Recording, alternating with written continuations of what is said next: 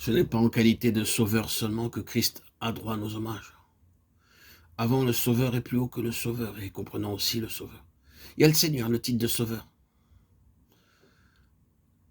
ne représente qu'une partie de ce que représente le titre de Seigneur.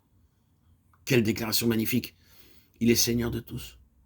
Pour employer les termes même que Pierre emploie au chapitre 2, élevé par la droite de Dieu, il a reçu du Père le Saint-Esprit qui avait été promis, élevé par la droite de Dieu. Dieu a fait Seigneur et Christ, ce Jésus que vous avez crucifié. Il est Seigneur de tous.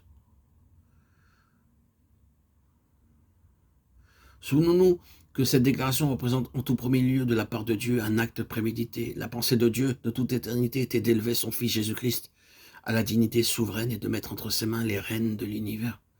C'est cette place-là qu'il occupe maintenant. Et tout ce qui se passe dans le monde, quelles que soient les apparences, est en corrélation étroite avec cette autorité qui appartient au Seigneur Jésus de plein droit. Ce n'est pas malgré lui, ce n'est pas en dépit de sa souveraineté que les événements suivent le cours que nous les voyons suivre. Il y a au contraire une relation étroite entre l'histoire du monde et le grand fait que Jésus-Christ est le Seigneur de tous. Il est vrai qu'en interprétant les choses à la lumière de notre pauvre jugement humain, les apparences nous opposent un démenti éclatant. Il est vrai que l'état présent du monde, vu d'en bas, est une contradiction flagrante des droits de notre Seigneur. Il est vrai que les hommes semblent fondés à demander. Mais alors, s'il est Seigneur de tous, pourquoi les choses en sont-elles là? Où la voyons-nous, sa souveraineté, sa seigneurie dans la situation actuelle? Le monde n'est-il pas dans un état épouvantable? C'est vrai, passer le monde contemporain en revue et affirmer à la face de la réalité que Jésus-Christ est le Seigneur de tous. Oui, il peut y avoir là une contradiction, un démenti, quelque chose de mystérieux. Mais quand on va vraiment au fond des choses, on trouve que la situation actuelle est non pas la contradiction, mais au contraire l'explication de son autorité de droit. On découvre que c'est justement parce que son autorité n'a pas été reconnue, acceptée, voulue, que le monde est dans un état pareil.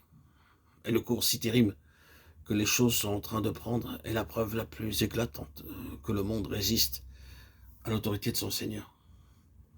Les hommes veulent diriger les affaires d'ici-bas à leur idée. C'est l'opposition de leur Seigneur à la direction donnée qui fait que le monde se débat dans une telle agonie. Si vous trouvez quelque part un endroit où Jésus-Christ est Seigneur, si vous jetez un coup d'œil sur telle ou telle existence dans laquelle son autorité a été reconnue, acceptée, honorée, vous apercevrez que les conditions sont tout autres. Il y a un vrai renversement de la situation. Vous trouvez là une preuve irréfutable que Jésus-Christ, quand on le regarde comme ce Seigneur, qu'il est en réalité, est capable de faire ce qu'aucune autre puissance ou combinaison de puissance n'a jamais réussi à faire, même en mobilisant toutes les ressources. Là où tous les autres échouent, lui triomphe.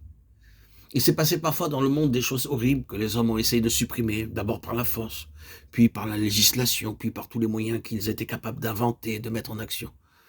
Ils ont misérablement échoué. Force leur a été de se retirer, de contempler impuissants les résultats de leur échec. Ils ont dû reconnaître qu'une telle situation les dépassait complètement, qu'ils n'avaient pas, eux, la puissance qu'il fallait pour mettre fin à de telles horreurs. S'ils ont réussi jusqu'à un certain point, et grâce à un impressionnant déploiement de force, à tenir l'ennemi en respect, ils n'ont pu ni s'en débarrasser, ni lui faire rendre gorge. Il est toujours là, prêt à recommencer, et à chaque instant, il manifeste sa présence par un nouveau sursaut de vie. Il a envoyé la parole aux fils d'Israël en leur annonçant la paix par Jésus-Christ, qui est, lui, le Seigneur de tous. Combien de fois, dans les circonstances comme celles que nous vous avons décrites, c'est la réalité contenue dans les versets que la Bible nous enseigne, qui ont résolu les problèmes, qui ont eu raison de la situation, non pas pour la dominer ou la contenir, mais pour la supprimer et mettre fin à un affreux état de choses. Ceux qui avaient résisté à la force armée a dû rendre les armes devant Jésus-Christ, Seigneur de tous. Eh oui, la prédication de son évangile de paix a tranché la question et déterminé un renversement complet de la situation.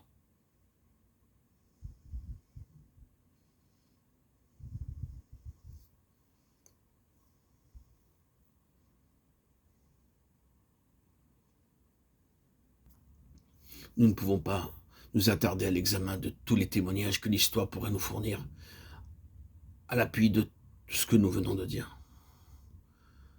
Nous avons fait allusion à certaines horreurs qui sont perpétuées sans que personne ne soit jamais parvenu au nœud de la question et qui sont évanouies devant l'apparition de Jésus-Christ.